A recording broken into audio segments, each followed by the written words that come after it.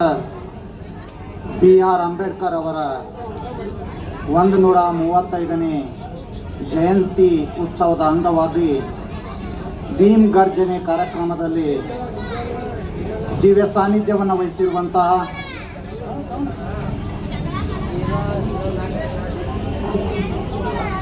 ಪರಮ ಪೂಜ್ಯ ಶ್ರೀ ಸಿದ್ದಬಸವ ದೇವರು ಉತ್ತರಾಧಿಕಾರಿಗಳು ಶ್ರೀ ಜಗದ್ಗುರು ಶೂನ್ಯ ಸಂಪಾದನಾ ಹುಣಸಿಕೊಳಮಠ ಯಮಕನ್ಮಡಿ ಇವರ ಪಾದಗಳಿಗೆ ಪಡಮಟ್ಟು. ಅದೇ ರೀತಿಯಾಗಿ ಈ ಕಾರ್ಯಕ್ರಮದ ಅಧ್ಯಕ್ಷತೆಯನ್ನು ವಹಿಸಿರುವಂಥ ಕಿತ್ತೂರು ವಿಧಾನಸಭಾ ಕ್ಷೇತ್ರದ ಜನಪ್ರಿಯ ಶಾಸಕರಾದಂಥ ಶ್ರೀಯುತ ಬಾಬಾ ಸಾಹೇಬ್ ಪಾಟೀಲ್ ಸರ್ ಅವರೇ, ಹಾಗೂ DSP ಸಾಹೇಬರು ಆದಂತಹ ಡಾಕ್ಟರ್ ವೀರಯ್ಯ ಹಿರೇಮಠ್ ಸರ್ ಅವರೇ, ಎಲ್ಲ ಗಣ್ಯಮಾನ್ಯರಿಗೆ ಹಾಗೂ ಪತ್ರಿಕಾ ಮಾಧ್ಯಮದವರಿಗೆ ಹಾಗೂ ನನ್ನ ಊರಿನ ಎಲ್ಲ ಜನತೆಗೆ ನಾನು ನನ್ನ ಹೃದಯಪೂರ್ವಕವಾದಂಥ ನಮಸ್ಕಾರಗಳನ್ನು ತಿಳಿಸ್ತಾನೆ. ಈ ಕಾರ್ಯಕ್ರಮದಲ್ಲಿ ನಾನು ಇದೇ ಊರಿನವನಾಗಿದ್ದುಕೊಂಡು ನನ್ನ ಊರಿನಲ್ಲಿ ಮಾತನಾಡುವಂಥ ಒಂದು ಸಂದರ್ಭ ನನಗೆ ಸಂತಸದ ಸಮಯ ಅಂತಕ್ಕಂಥ ಮಾತನ್ನು ಕೂಡ ನಾನು ಹೇಳ್ತೀನಿ. ಅಂಬೇಡ್ಕರ್ ಜಯಂತಿಯನ್ನು ಭಾಳ ವಿಜೃಂಭಣೆಯಿಂದ ಇವತ್ತಿನ ನನ್ನ ಯುವಕರು, ನನ್ನ ಸಹೋದರರಾದಂಥ ಗಂಗಾಧರ್ ಮುಳ್ಕೂರವರ ನೇತೃತ್ವದಲ್ಲಿ ನನ್ನ ಎಲ್ಲ ಅಣ್ಣ ತಮ್ಮಂದಿರು ಕೂಡಿ ಈ ಒಂದು ಕಾರ್ಯಕ್ರಮವನ್ನು ಹಮ್ಮಿಕೊಂಡಿದ್ದಾರೆ.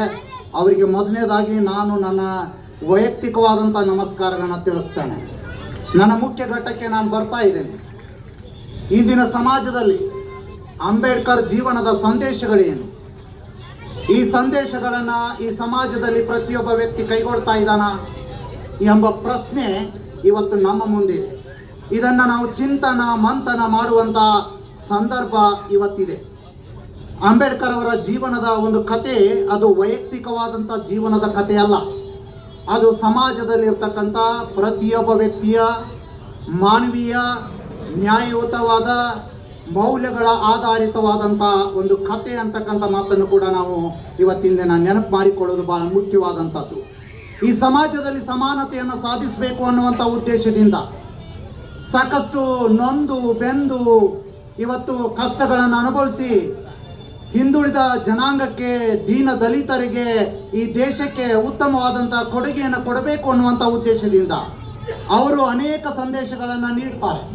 ಆ ಸಂದೇಶಗಳಲ್ಲಿ ಮುಖ್ಯವಾಗಿ ನಾನು ಕೆಲವೊಂದು ವಿಚಾರಗಳನ್ನು ಹೇಳ್ತಾ ಇದ್ದೇನೆ. ಆ ಸಂದೇಶಗಳನ್ನು ಇವತ್ತಿನ ಸಮಾಜ, ಇವತ್ತಿನ ಸರ್ಕಾರ, ಇವತ್ತಿನ ಜನರು ಇದನ್ನು ಕೈಗೊಳ್ತಾ ಇದ್ದಾರಾ ಅಂತಕ್ಕಂಥದ್ದನ್ನು ನಾವು ಇವತ್ತು ಆಲೋಚನೆ ಮಾಡಿಕೊಳ್ಳೋಣ. ಹಾಗಾದರೆ ಅವರ ಮುಖ್ಯ ಸಂದೇಶ ಏನಾಗಿತ್ತು ಅಂತಕ್ಕಂಥದ್ದನ್ನು ನೋಡೋದಾದರೆ, ಶಿಕ್ಷಣವಂತರಾಗ್ರಿ, ಸಂಘಟನೆ ಮಾಡ್ರಿ, ಹೋರಾಟ ಮಾಡ್ರಿ, ಆಗ ನಿಮಗೆ ಯಶಸ್ಸು ಅಂತಕ್ಕಂಥದ್ದು ದೊರೀತದೆ ಅನ್ನೋದನ್ನು ಅಂಬೇಡ್ಕರ್ ಅವರು ಸಾರಿ ಸಾರಿ ಹೇಳಿರ್ತಕ್ಕಂಥದ್ದನ್ನು ನಾವು ನೋಡ್ತೇವೆ. ಅದರ ಜೊತೆಗೆ ಅವರ ಧ್ಯೇಯೋದ್ದೇಶ ಏನಾಗಿತ್ತು ಅಂತಕ್ಕಂಥದ್ದನ್ನು ನೋಡೋದಾದರೆ, ಈ ದೇಶದಲ್ಲಿ, ಈ ಸಮಾಜದಲ್ಲಿ ಸಮಾನತೆಯನ್ನು ಸಾರಬೇಕು, ಸ್ವಾತಂತ್ರ್ಯದ ಬಗ್ಗೆ ಹೇಳಬೇಕು, ಭ್ರಾತೃತ್ವದ ವಿಷಯದ ಬಗ್ಗೆ ಚಿಂತನವನ್ನು ಮಾಡಬೇಕು, ಏಕತೆಯಿಂದ ಬದುಕುವುದನ್ನು ಕಲಿಸಬೇಕು ಅನ್ನುವಂಥ ಉದ್ದೇಶದಿಂದ ಅವರು ಅನೇಕ ಸಂದೇಶಗಳನ್ನು ಈ ಸಮಾಜಕ್ಕೆ ಕೊಡ್ತಾರೆ. ಅದರಲ್ಲಿ ಮುಖ್ಯವಾಗಿ ನಾನು 4 ವಿಷಯಗಳನ್ನು ನಾನು ಮಂಡಿಸಲಿಕ್ಕೆ ಇಷ್ಟಪಡ್ತಾ ಇದ್ದೇನೆ. ಮೊದಲನೇ ಒಂದು ಸಂದೇಶ ಏನಾಗಿತ್ತು ಅಂತಕ್ಕಂಥದ್ದು ನೋಡೋದಾದರೆ, ಶಿಕ್ಷಣವೇ ಶಕ್ತಿ ಅಂತಕ್ಕಂಥ ಮಾತನ್ನು ಅಂಬೇಡ್ಕರ್ ಅವರು ಹೇಳಿದರು. ಶಿಕ್ಷಣ ಅಂದರೆ ಏನು ಅಂತಕ್ಕಂಥದ್ದನ್ನು ನೋಡೋದಾದರೆ, ಅದೊಂದು ಜ್ಞಾನ ಇದ್ದ ಹಾಗೆ, ಅದೊಂದು ಬೆಳಕು ಇದ್ದ ಹಾಗೆ, ಅದು ಕತ್ತಲೆಯಿಂದ ಏನು ಮಾಡ್ತದೆ ಅಂದರೆ ಬೆಳಕಿನ ಕಡೆಗೆ ನಮ್ಮನ್ನು ನಡೆಸುವಂಥದ್ದು ಎಂಬುದಾಗಿ ನಾವು ನೋಡ್ತೇವೆ. ಅದನ್ನು ಅಂಬೇಡ್ಕರ್ ಅವರ ಜೀವಿತದಲ್ಲಿ ನಾವು ಕಾಣ್ತೇವೆ. ಸಾಕಷ್ಟು ಬಡತನ, ಅಸ್ಪೃಶ್ಯತೆಯನ್ನು ಅನುಭವಿಸಿದರೂ ಕೂಡ ತಮ್ಮ ಛಲವನ್ನು ಅವರು ಬಿಡೋದಿಲ್ಲ. ಅವರು ವಿದೇಶಕ್ಕೆ ಹೋಗಿ ವಿದ್ಯಾಭ್ಯಾಸವನ್ನು ಮಾಡುವುದರ ಮೂಲಕ, ಶಿಕ್ಷಣವನ್ನು ಪಡೆಯುವುದರ ಮೂಲಕ ನೀವೆಲ್ಲರೂ ಶಿಕ್ಷಣವಂತರಾಗ್ರಿ ಅಂತಕ್ಕಂಥದ್ದನ್ನು ಸಾರಿ ಸಾರಿ ನಮಗೆ ಏನು ಮಾಡಿದ್ರು ಅಂದರೆ ತಿಳಿಸಿದರು. ಯಾಕೆ ನಾವು ಪ್ರತಿಯೊಬ್ಬರು ಇವತ್ತಿನ ದಿನ ಶಿಕ್ಷಣವನ್ನು ಹೊಂದಬೇಕಾಗಿದೆ?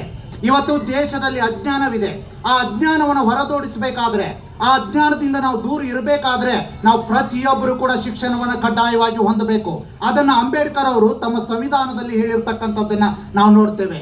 ಅದಕ್ಕಾಗಿ ಅಂಬೇಡ್ಕರ್ ಅವರು ಒಂದು ಮಾತು ಹೇಳ್ತಾರೆ, ಈ ಸಂವಿಧಾನ ಅಂತಕ್ಕಂಥದ್ದು ಒಂದು ಜಾತಿಗೆ ಸೀಮಿತವಾಗಿರ್ತಕ್ಕಂಥದ್ದಲ್ಲ, ಇದು ಒಂದು ಜನಾಂಗಕ್ಕೆ ಸೀಮಿತವಾಗಿರ್ತಕ್ಕಂಥದ್ದಲ್ಲ.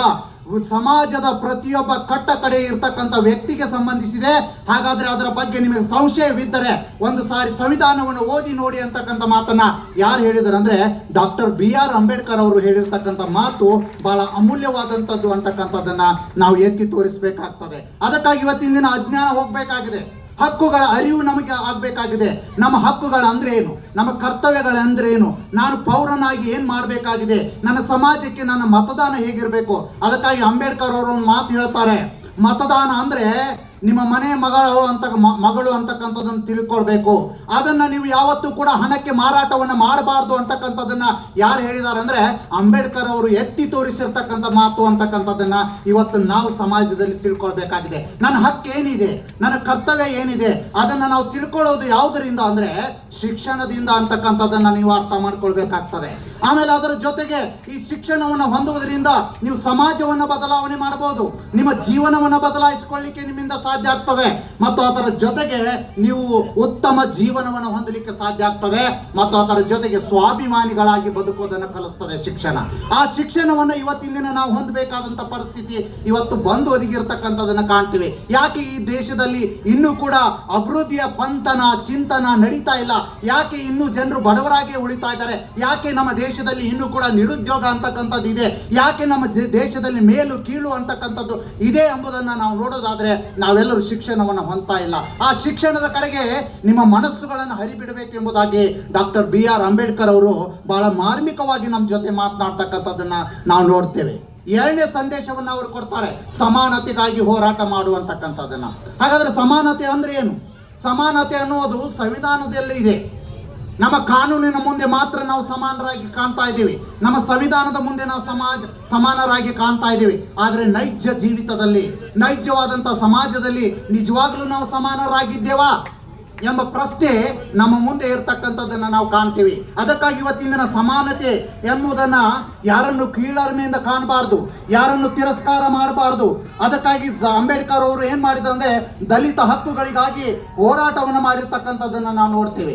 ಇವತ್ತಿನ ದಿನ ಜಾತಿ ಭೇದ ಧರ್ಮಗಳ ಮೂಲಕ ಇವತ್ತು ಒಡೆದಾಳುವಂಥ ನೀತಿ ಇದೆಯಲ್ಲ, ಈ ನೀತಿಯಿಂದ ನಾವೇನಾಗಿರ್ಬೇಕಂದ್ರೆ ದೂರ ಇರಬೇಕು. ಅದಕ್ಕಾಗಿ ಅಂಬೇಡ್ಕರ್ ಅವರು ಮಾತು ಹೇಳ್ತಾರೆ, ಧರ್ಮ ಅಂದ್ರೆ ಏನು ಅಂತಕ್ಕಂಥದ್ದನ್ನು ಬಹಳ ಸ್ಪಷ್ಟವಾಗಿ ಹೇಳ್ತಾರೆ.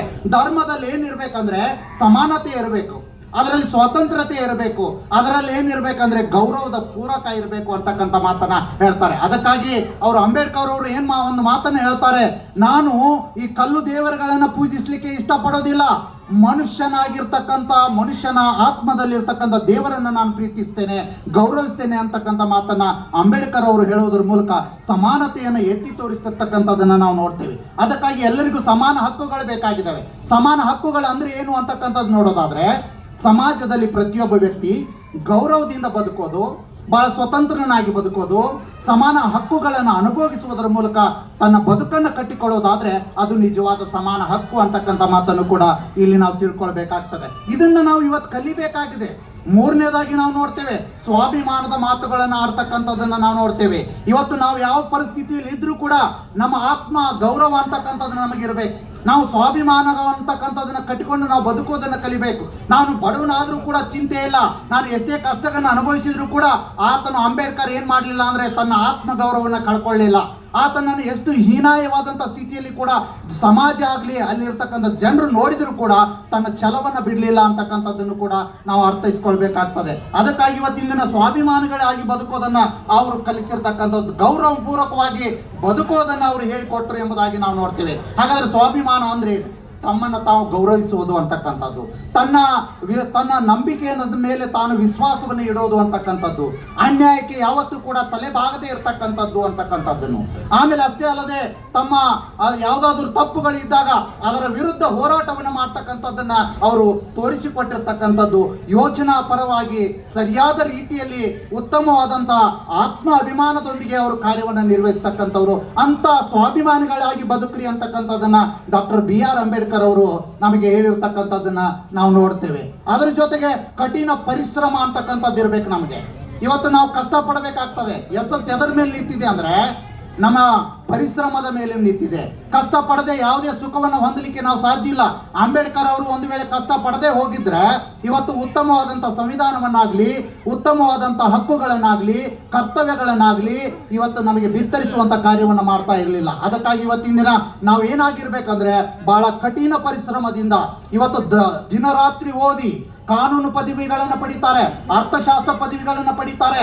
ಯಶಸ್ವಿಗೆ ದಾರಿ ಏನು ಎಂಬುದನ್ನು ಅವರು ತಿಳಿಸ್ಕೊಡ್ತಾರೆ. ಜ್ಞಾನವೇ ಅದಕ್ಕೆ ಆಧಾರ, ಕೌಶಲ್ಯವೇ ಅದಕ್ಕೆ ಆಧಾರ, ಆತ್ಮವಿಶ್ವಾಸವೇ ಅದಕ್ಕೆ ಆಧಾರ ಅಂತಕ್ಕಂಥದ್ದನ್ನ ಡಾಕ್ಟರ್ BR ಅಂಬೇಡ್ಕರ್ ಅವರು ತಮ್ಮ ಜೀವಿತದ ಸಂದೇಶದಲ್ಲಿ ಹೇಳಿರ್ತಕ್ಕಂಥ ಮಾತನ್ನು ಕೂಡ ಇವತ್ತು ನಾವು ನೆನಪು ಮಾಡಿಕೊಳ್ಬೇಕಾಗ್ತದೆ. ಆಮೇಲೆ ಮತ್ತೊಂದು ಸಂದೇಶವನ್ನ ಡಾಕ್ಟರ್ BR ಅಂಬೇಡ್ಕರ್ ಅವರು ನಮಗೆ ಹೇಳ್ತಾರೆ. ನ್ಯಾಯ ಮತ್ತು ಹಕ್ಕುಗಳ ಬಗ್ಗೆ ಹೇಳ್ತಾರೆ. ನ್ಯಾಯ ಅಂದ್ರೆ ಏನಂದ್ರೆ, ನ್ಯಾಯ ಹೇಗೆ ನಿಂತಿರ್ಬೇಕಂದ್ರೆ ಸತ್ಯದ ಮೇಲೆ ನಿಂತಿರ್ಬೇಕು. ಅಂಬೇಡ್ಕರ್ ಅವರು ಹೇಳ್ತಾರೆ ನ್ಯಾಯ ಹೇಗಿರ್ಬೇಕಂದ್ರೆ ಸತ್ಯದ ಮೇಲೆ ನಿಂತಿರ್ಬೇಕು. ಆಮೇಲೆ ಸಮಾನತೆಯ ಮೇಲೆ ನಿಂತಿರ್ಬೇಕು ಅಂತಕ್ಕಂಥದ್ರು. ಮುಖ ನೋಡಿ ಮಳ ಹಾಕುವಂತ ಕೆಲಸವನ್ನ ಅಂಬೇಡ್ಕರ್ ಅವರು ತಮ್ಮ ಜೀವಿತದಲ್ಲಿ ಯಾವತ್ತೂ ಕೂಡ ಮಾಡಲಿಲ್ಲ. ಅದನ್ನ ನಮಗೆ ನಮ್ಮ ನ್ಯಾಯಕ್ಕಾಗಿ ಹೋರಾಟ ಮಾಡಿರ್ತಕ್ಕಂಥದ್ದನ್ನ, ನಮ್ಮ ಹಕ್ಕುಗಳಿಗಾಗಿ ಹೋರಾಟ ಮಾಡಿರ್ತಕ್ಕಂಥ ಡಾಕ್ಟರ್ BR ಅಂಬೇಡ್ಕರ್ ಅವರ ಸಂದೇಶವನ್ನ ನಾವು ಇವತ್ತು ಸಮಾಜದಲ್ಲಿ ನ್ಯಾಯಯುತವಾಗಿ ಬದುಕ್ತಾ ಇದ್ದೇವಾ? ನಮ್ಮ ಹಕ್ಕುಗಳನ್ನು ನಾವು ಚಲಾವಣೆ ಮಾಡ್ತಾ ಇದ್ದೇವಾ? ನಾವು ಸ್ವಾಭಿಮಾನಿಗಳಾಗಿ ಬದುಕ್ತಾ ಇದ್ದೇವಾ? ನಾವು ಶಿಕ್ಷಣ ಪ್ರಜ್ಞಾವಂತರಾಗಿ ಬದುಕ್ತಾ ಇದ್ದೇವಾ? ಹಾಗಾದ್ರೆ ಮುಕ್ತಿಯ ಮಾರ್ಗ ನಮಗಿದೆಯಾ? ನಮಗೆ ನಿಜವಾದ ಸ್ವತಂತ್ರತೆ ಇದೆಯಾ ಅಂತಕ್ಕಂಥದ್ದನ್ನ ಇಂದಿನ ಆಧುನಿಕ ಯುಗದಲ್ಲಿಯೂ ಕೂಡ ಪ್ರಶ್ನೆ ಮಾಡುವಂತ ಒಂದು ವಿಚಾರ ನಮಗೆ ಬಂದು ಒದಗುವಂಥದ್ದಾಗಿದೆ. ಆಮೇಲೆ ಕೊನೆಯದಾಗಿ ಅಂಬೇಡ್ಕರ್ ಅವರು ಒಂದು ಮಾತು ಹೇಳ್ತಾರೆ, ಸಾಮಾಜಿಕ ಬದಲಾವಣೆಯನ್ನು ಮಾಡಬೇಕು ಅಂತಕ್ಕಂಥದ್ದು. ಸಮಾಜದಲ್ಲಿ ಸಾಕಷ್ಟು ತಪ್ಪುಗಳು ನಡೀತಾ ಇರ್ತವೆ, ಕೋಮು ಗಲಭೆಗಳು ನಡೀತಾ ಇರ್ತವೆ, ಮೂಢನಂಬಿಕೆಗಳು, ಕಂದಾಚಾರಗಳು ನಡೀತಾ ಇರ್ತವೆ. ಅವುಗಳನ್ನು ಬದಲಾವಣೆ ಮಾಡುವುದನ್ನ ಅವರು ಅಂಬೇಡ್ಕರ್ ಅವರು ನಮಗೆ ಹೇಳಿಕೊಟ್ಟರು. ಭ್ರಾತೃತ್ವದ ಮನೋಭಾವನೆಯನ್ನು ಹೊಂದಬೇಕು ಅಂತಕ್ಕಂಥದ್ದನ್ನ ಹೇಳಿದ್ದಾರೆ. ನಾವೆಲ್ಲರೂ ಒಂದೇ ಅಂತಕ್ಕಂಥ ಮನೋಭಾವನೆಯೊಂದಿಗೆ ಕೆಲಸ ಮಾಡಬೇಕು. ಸಹೋದರತ್ವದ ಮನೋಭಾವನೆಯನ್ನು ತೋರಿಸಬೇಕು. ಸಂವಿಧಾನದ ಪೀಠಿಕೆಯಲ್ಲಿ ಏನು ಹೇಳ್ತದೆ? ನಾವೆಲ್ಲರೂ ಭಾರತೀಯರು ಅಂತಕ್ಕಂಥದ್ದನ್ನು ಹೇಳ್ತದೆ. ವೈವಿಧ್ಯತೆಯಲ್ಲಿ ಏಕತೆ ಅಂತಕ್ಕಂಥದ್ದನ್ನು ಹೇಳ್ತದೆ. ಭಾರತ ಜಾತ್ಯತೀತ ರಾಷ್ಟ್ರ ಅಂತಕ್ಕಂಥದ್ದನ್ನು ಹೇಳ್ತದೆ. ಸಂಸ್ಕೃತಿಯ ನಗರಿ ಅಂತಕ್ಕಂಥದ್ದನ್ನು ಹೇಳ್ತದೆ. ಇವೆಲ್ಲವುಗಳು ಕೇವಲ ಸಂವಿಧಾನದ ಪುಟಗಳಲ್ಲಿ ಮಾತ್ರ ಇರ್ತಕ್ಕಂಥದ್ದನ್ನು ಕಾಣ್ತೀವಿ. ಆದರೆ ನೈಜ ಜೀವನದಲ್ಲಿ ಸಮಾನತೆ ಇದೆಯಾ? ನೈಜ ಜೀವನದಲ್ಲಿ ಇವತ್ತು ಸ್ವಾಭಿಮಾನಿಗಳಾಗಿ ಬದುಕ್ತಾ ಇದ್ದೀವಾ? ನಮ್ಮ ಹಕ್ಕುಗಳಿಗೋಸ್ಕರ ನಾವು ಹೋರಾಟ ಮಾಡ್ತಾ ಇದ್ದೀವಾ? ಉತ್ತಮವಾದಂಥ ನಾಗರಿಕರನ್ನು ಆಯ್ಕೆ ಮಾಡುವಂಥ ಪ್ರಕ್ರಿಯೆಯನ್ನು ನಾವು ಕೈಗೊಂಡಿದ್ದೇವಾ ಅನ್ನುವಂಥ ವಿಚಾರದಲ್ಲಿ ನಾವೆಲ್ಲರೂ ತೊಡಗುವಂಥ ಸಂದರ್ಭ ಇಂದು ಬಂದು ಒದಗಿದೆ. ಅದಕ್ಕಾಗಿ ಧೈರ್ಯದಿಂದ ನಾವು ಬದುಕೋದನ್ನು ಕಲಿಬೇಕು, ಸಂಕಲ್ಪ ಮಾಡ್ಕೊಳ್ಬೇಕು. ನಾವಿವತ್ತು ಎಷ್ಟೇ ಕಷ್ಟ ಬಂದರೂ ಕೂಡ ನಾನು ಶಿಕ್ಷಣವಂತನಾಗ್ತೇನೆ, ನಾನು ಸ್ವಾಭಿಮಾನಿಯಾಗಿ ಬದುಕ್ತೇನೆ, ನಾನು ಎಲ್ಲರನ್ನ ಸಮಾನನಾಗಿ ಕಾಣ್ತೇನೆ, ನಾನು ಪರಿಶ್ರಮದಿಂದ ಬದುಕ್ತೇನೆ ಅಂತಕ್ಕಂಥ ಮಾತನ್ನ ಅಂಬೇಡ್ಕರ್ ಅವರು ಆಗ ಬದುಕಿ ತೋರಿಸಿದ್ರು. ಆಗ ಅವರ ಜೀವಿತದಲ್ಲಿ ಅವರು ಎಷ್ಟು ಕಷ್ಟಪಟ್ಟರು ಅಂತಕ್ಕಂಥದ್ದನ್ನು ಒಂದು ನಿದರ್ಶನವನ್ನ ನಾನು ನಿಮ್ಮ ಮುಂದೆ ಹೇಳ್ತೇನೆ. ಅವರು ಸಾಕಷ್ಟು ವಿದ್ಯಾಭ್ಯಾಸಗಳನ್ನು ಮುಗಿಸಿಕೊಂಡು ಆಗ್ತಾನೆ ಆ ಹೊರದೇಶಗಳಿಂದ ಭಾರತಕ್ಕೆ ಬಂದಾಗ ಅವರಿಗೆ ವಿಶ್ರಾಂತಿಗೋಸ್ಕರ ಒಂದು ಕೊಠಡಿ ಬೇಕಾಗಿತ್ತು. ಆ ಸಂದರ್ಭದಲ್ಲಿ ಒಂದು ಮನೆಗೆ ಹೋಗಿ ಆ ಸ್ಥಳಕ್ಕೆ ಹೋಗಿ ಒಂದು ಕೊಠಡಿಯನ್ನು ಕೊಡಿ ಅಂತಕ್ಕಂಥ ಮಾತನ್ನು ಕೇಳಿದಾಗ ಆ ಜನರು ನೀವು ಯಾರು ಅಂತಕ್ಕಂಥ ಪ್ರಶ್ನೆಯನ್ನು ಮಾಡ್ತಾರೆ. ಅವರು ಇದ್ದದ್ದನ್ನು ಹೇಳ್ತಾರೆ, ನಾವು ಅಸ್ಪೃಶ್ಯರು ಅಂತಕ್ಕಂಥ ಮಾತನ್ನ ಹೇಳ್ತಾರೆ. ಅಂದ್ರೆ ನಾವು ಆಗ ಅಸ್ಪೃಶ್ಯರು ಅನ್ನುವಂಥ ಶಬ್ದವನ್ನು ಕೇಳಿದ ನಂತರ ಯಾರು ಕೂಡ ಅವರಿಗೆ ಮನೆಯನ್ನು ಕೊಡಲಿಲ್ಲ. ಅದಕ್ಕಾಗಿ ಇವತ್ತಿನ ದಿನ ಅವರು ಅಂಬೇಡ್ಕರ್ ಅವರು ಸಂವಿಧಾನದಲ್ಲಿ ಏನಕ್ಕೆ ಬರೆದಿದ್ದಾರೆ ಅಂದ್ರೆ ವಸತಿ ಯೋಜನೆಗಳನ್ನು ಮಾಡೋದ್ರ ಮೂಲಕ ಇವತ್ತು ಸಾಕಷ್ಟು ಕಾರ್ಯಯೋಜನೆಗಳನ್ನ ಕೈಗೊಳ್ತಕ್ಕಂಥದ್ದನ್ನ ಇವತ್ತು ನಾವು ನೋಡ್ತಾ ಇದ್ದೀವಿ. ಅದಕ್ಕಾಗಿ ಕೊನೆಯದಾಗಿ ನನ್ನ ಮಾತುಗಳಿಗೆ ನಾನು ಪೂರ್ಣ ವಿರಾಮ ಇಡ್ಲಿಕ್ಕೆ ಇಷ್ಟಪಡ್ತಾ ಇದ್ದೀನಿ. ಒಂದು ಮಾತು ಹೇಳ್ತದೆ, ಜೀವನ ದೀರ್ಘವಾಗಿರುವುದು ಮುಖ್ಯವಲ್ಲ, ಮಹತ್ವಪೂರ್ಣವಾಗಿರ್ಬೇಕು. ಆಮೇಲೆ ಎರಡನೇದಾಗಿ ನಾವು ನೋಡ್ತೇವೆ, ಯಾರು ಕೂಡ ಅವಕಾಶಕ್ಕೋಸ್ಕರ ಕಷ್ಟಪಡುವಂತ ಅವಶ್ಯಕತೆ ಇಲ್ಲ, ಅದನ್ನ ನಾವೇ ಸೃಷ್ಟಿ ಮಾಡಿಕೊಳ್ಬೇಕು. ಯಾಕಂದ್ರೆ ಇವತ್ತು ಸಮಾಜ ನಮಗೆ ಸೃಷ್ಟಿ ಮಾಡಲಿಕ್ಕೆ ಅವಕಾಶ ಕೊಡೋದಿಲ್ಲ, ಅದನ್ನು ಹುಡುಕಿ ಪಡೆಯುವಂತ ಕೆಲಸವನ್ನ ಇವತ್ತಿನ ಜನ ನಾವು ಮಾಡಬೇಕಾಗಿದೆ. ಅಂದಾಗ ಮಾತ್ರ ನಮ್ಮ ಸಮಾನತೆ, ನಮ್ಮ ಗೌರವ, ನಮ್ಮ ಹಕ್ಕುಗಳು ಇವತ್ತು ಚಲಾವಣೆ ಆಗ್ಲಿಕ್ಕೆ ಸಾಧ್ಯ ಆಗ್ತದೆ. ಅದಕ್ಕಾಗಿ ಇಂಥ ಒಂದು ಉತ್ತಮವಾದಂತ ವಿಚಾರಗಳನ್ನು ಹೇಳಿದ್ದಾರೆ. ಅದಕ್ಕಾಗಿ ಅಂಬೇಡ್ಕರ್ ಅವರು ಒಂದು ಮಾತು ಹೇಳ್ತಾರೆ, ಕೊನೆಯ ಮಾತನ್ನ ಹೇಳ್ತೇನೆ, ನೀನು ದೇವಾಲಯದ ಗಂಟೆಯನ್ನು ಹೊಡೆದರೆ ಸಾಧ್ಯ ಇಲ್ಲ, ನೀನು ಶಾಲೆಯ ಗಂಟೆಯನ್ನು ಮೊದಲು ಬಾರಿಸುವುದನ್ನು ಕಲಿ, ಆಗ ನೀನು ಪ್ರಜ್ಞಾವಂತನಾಗ್ತಿ ಅನ್ನುವಂತ ಒಂದು ವಿಚಾರದೊಂದಿಗೆ ನನ್ನ ಮಾತುಗಳಿಗೆ ನಾನು ಪೂರ್ಣ ವಿರಾಮ ಇಡ್ತೀನಿ. ಈ ಅವಕಾಶಕ್ಕಾಗಿ ತಮ್ಮೆಲ್ಲರಿಗೂ ಧನ್ಯವಾದಗಳನ್ನು ಹೇಳ್ತಾ ನನ್ನ ಮಾತುಗಳಿಗೆ ಜೈ ಹಿಂದ್, ಜೈ ಕರ್ನಾಟಕ ಮಾತೆ. ಧನ್ಯವಾದ.